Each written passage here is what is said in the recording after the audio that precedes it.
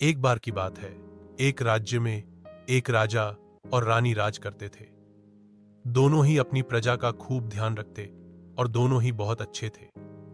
उनके जिंदगी में बस एक ही कमी थी कि उनकी कोई संतान नहीं थी। एक बार रानी ने मन इच्छा जताई कि उनकी एक बेटी हो जो सबसे सुंदर और प्यारी हो। कुछ सालों बाद रानी की यह इच्छा पूरी हुई और उन्होंने एक सुंदर सी बेटी को जन्म दिया जिसका नाम उन्होंने स्नो व्हाइट रखा। पूरे राज्य में खुशियां ही खुशियां थी, लेकिन यह खुशी ज्यादा दिनों तक नहीं रह सकी। कुछ दिनों बाद जब राजा और रानी जंगल में घूमने गए तो एक जादूगरनी ने मौका पाकर रानी को चिड़िया बना दिया और अपने पास पिंजरे में कैद कर लिया। रानी के अचानक गायब होने से राजा को लगा कि रानी की मौत हो गई। राजा बहुत दुखी हुए और उन्होंने स्नो व्हाइट की देखभाल और मां के प्यार के लिए दोबारा शादी की।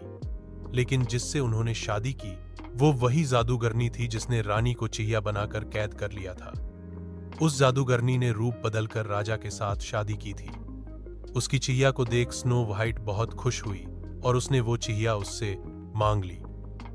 इस बात से अनजान कि वो चिड़िया उसकी मां है, स्नो व्हाइट उसे बहुत प्यार से अपने पास रखती।